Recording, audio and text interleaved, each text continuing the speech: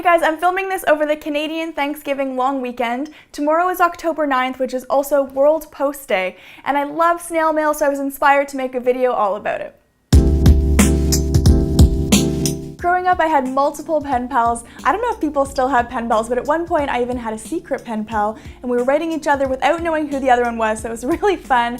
And there's still this romance to me about sending and receiving actual mail, because there's so many loving steps involved. So you select your note paper, you write it out, the handwriting says a lot about you, I think. Maybe you decorate the envelope, you take it to the post box, you have to make sure you have the right stamps, and then somebody hand delivers it to the door. So I just think there's something really special about it, and I know when I receive things in the mail, it totally brightens my day, and I think it really does have a wonderful effect on whoever is the recipient. So it's a nice way to kind of send love and kindness out into the world, and it's really easy and an inexpensive way to do that, so why not, right? I've shared my obsession with beautiful stationery before, and so I wanted to share some of my ideas to maybe inspire you of what you can send in the mail that's a little more unique and where you can find it. Thrift stores are an amazing place to look for things that you can't find anywhere else that are usually not made anymore. So you can find letter writing kits or postcards or envelopes, random paper. There's always something to be found in a thrift store. I found these great Holly Hobby cards with note paper and envelopes, a whole kit. I think it was like $1 for 12 of them, so it's really good value, and it's something that you just won't find anywhere else. Okay, I didn't find this at a thrift store, but it's definitely retro because I've had them since I was like 8 years old. I don't know how I haven't sent these all out yet, but they're these really cute envelopes with cats all over them, and I guess I've just kept them because they remind me of having pen pals, so I keep them in my letter writing box. Dollar stores or places like Target are also a great place to buy cards in bulk. That makes it a lot more economical because I know, especially if you're sending things overseas, postage can add up after a while, especially if you're sending out multiple cards. So buying them in bulk really helps with that. These are from Target, from their dollar section. These all come in packs of 8 for only $1. So you're really getting a lot of bang for the buck, and they're really cute. These, they have thank you cards and ones that are just blank, but any dollar store will have some sort of stationery, so it's a great place to look for good deals. Another place I like to look for cool stationery is actually my local Asian supermarket. I'm a big fan of Japanese stationery in particular because I find it's usually really good quality and has really unique designs, kind of like this. So you can get envelopes that have these lovely little details on the inside, so when people open it there's a little surprise. Or if you want more of a set, you can get note paper with matching envelopes. I was actually lucky enough to be in Japan last summer, and I picked up a lot of stationery, which I'm still using to this day, and it's just some of the best. Another thing I love about Japanese stationery is that it tends to be more unique in terms of size and shape. So this is a really good example. It's note paper, and you've got your little place to write whatever you want to say on this side, but this looks like a beautiful kimono or yukata, and once you've written whatever you want to write, it comes with a little belt. So you would fasten this around and then fold it, and there's a way to actually fold this whole thing, and then you're meant to put it in this little plastic bag that has waves and beautiful birds or fish on it.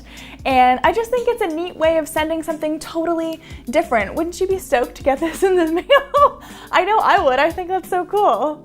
Another example of the cool sizes of Japanese stationery are these really cute little envelopes. This one comes with its own note paper. This, you can put anything in that you want, and some of them are small enough that you could literally just write something like, "Hi," or "I love you." And I just think getting something in the mail where you know someone went to all that trouble just to say hi or "I love you" or whatever it is you want to say, makes it so much more special that they took that effort just to say something as simple as that.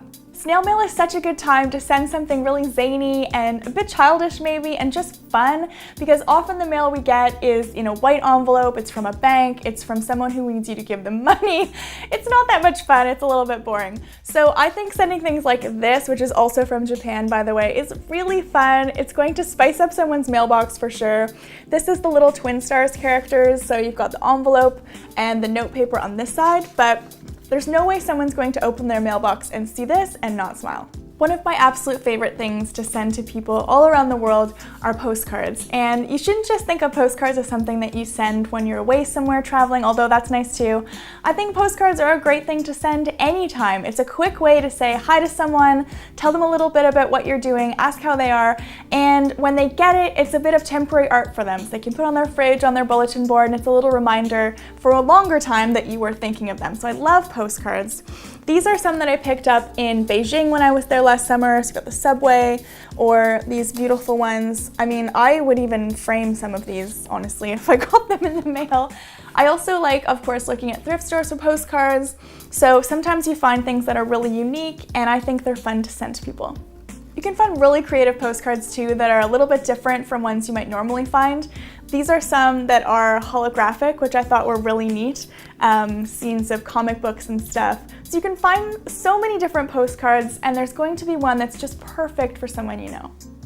I also like to add little touches to the envelope so that before someone even opens it up, they can see that love that you've sent it with. And my favorite way of doing that is with washi tape. I have a huge drawer full of this stuff, and it's a nice way to just add a little something special. Inspired by World Post Day, I want to send you some mail, so the first 5 people to leave a comment down below will get some paper mail from me. Tell me your favorite thing about snail mail, and I hope you've been inspired to maybe send something to someone you love and brighten their day. I hope that you enjoyed watching this video as well, and give it a thumbs up if you did. I hope that you'll subscribe if you haven't already, and I'll see you in my next video.